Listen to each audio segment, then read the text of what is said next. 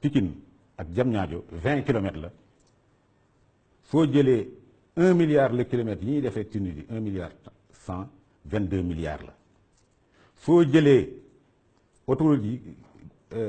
bu Abidjan 1 milliard 3 le kilomètre 26 milliards la soo jëlee bi nga xam ni moom moo gën a tawe à cause des conditions yi ma wax de relief ak seen standard aussi il faut le dire mu nekk loo nga xam ni li gën a jafe la si conditions yi ma wax foofu kilomètre bi 2 milliards 3 lay jar waaye soo jëlee ñooñu nga xam ne ñoo defoon autoroute soo leen indi woon fii suñu bokkoon wala nga kii leen y compris entreprise marocaine bi si bokkoon su fekkoon ni laaj nañ ko njëgam wala keneen ki 2 milliards 3 fois 20 kilomètres ça fait 46 milliards donc sa base de sélection moo doon ku loo cher soo ñëwee weesul 46 milliards yoo nga xam ne yaa koy wuti ñëw liggéey bi exploité entre 20 et 30 ans jox ñu suñu kii au final à la fin de la journée comme on dit lan moo xew dañ ni Eiffage yow lañu jël première chose Eiffage ni affaire bi 150 milliards lay jar damay arrondir rek pour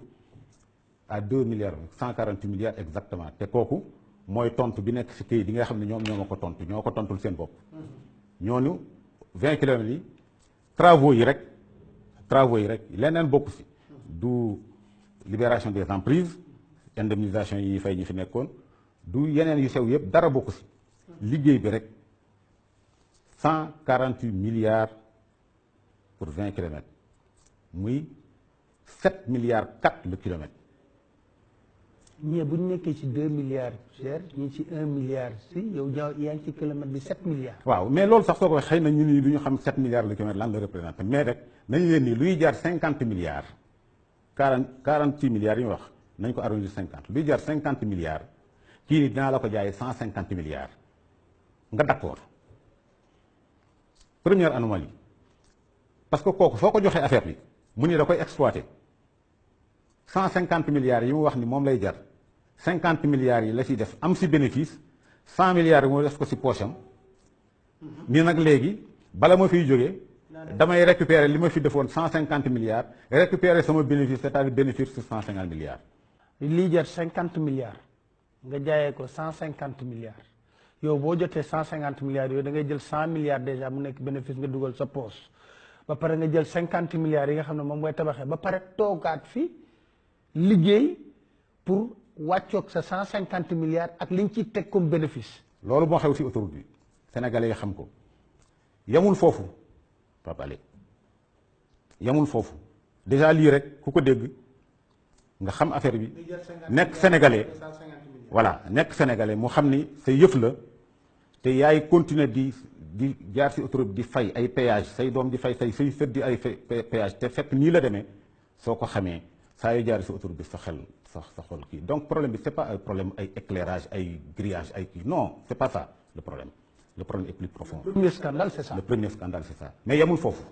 au lieu moom ni mu ko waxee mu dem lebi li mu wax nii moom moo. 150 milliards yi. dem lebi ko def ko si dem jëli ko dañuy sax tout compte fait yéen Sénégal ñaata ngeen am il faut ngeen participer. te au début cahier de charge bi dañ ne woon yow yaay wuti xaalis ñëw def mooy principe bi beauté loolu mooy principe bi. su amee ay kii tamit mën nañ la defal ay subvention pour ay exonération fii ay kii yooyu ay moo koy encadrer mais principe bi mooy loolu moom la ñu bind sax clairement premier kii bi a pour objectif de concevoir financer construire exploiter ce sont les termes écrits noir sur blanc yooyu yëpp document yaa ngi fi donc kooku ni 150 milliards luy jar 50 même su fekkoon daf ko jëli ñëw liggéey ko nax na la dès le départ mais yamul foofu comme ni ma ko waxee dafa ni la il faut que yow finalement il faut nga participer ñaata nga yor Sénégal mi yor naa 37 milliards sama poche sama budget mënu ko doyul ñu dem lebiyaat 50 milliards AFD ak Banque africaine de développement 87 muy milliards 87 milliards mu ne waa léegi kon man ngeen ma jox ma téye ñu jël 80 nga xam bu daaj ci poche bi nii leen nag comme 148 milliards mooy 150 yi ma wax des na 61 milliards loolu nag mooy sama participation. kon kay finalement état joxewul dara lu mu indi sax mu ëpp moom lu mu indi. c'est-à-dire état Sénégal li mu indi man tabax na non seulement Pikine Diamniadio mais Pikine AIBD suñ ko jaarelee si yoon jël prix chinois yi nga xam ne ñoom ñoo liggéey autoroute yi et jóge na wala ñu jël prix n'importe lequel prix yi nga xam ne moom la ñu daan a defee Dakar Saint-Louis suñ ko si appliqué woon 87 milliards yi defar na Dakar ba AIBD mu des te kenn si dugal dërëm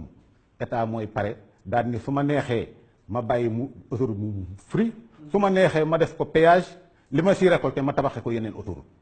mais yemul foofu donc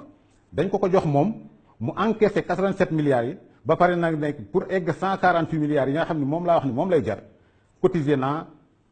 61 milliards dem lebi 60 milliards dugal si poosam parce que su lebee tamit boppam lay fay daan ne nag léegi dugal naa 61 milliards donc ambassadeur bi su tekkee fii dafa defe ni Sénégal ñi fi dëkk jànguñu xamuñu fu jant bi jóge dañ naan ay day perte gi waxul dëgg ils ont gagné des centaines de milliards au départ avant même de commencer ñun nag je le dis et je le répète waxuñu ko parce que man bi ma tiré sama trait si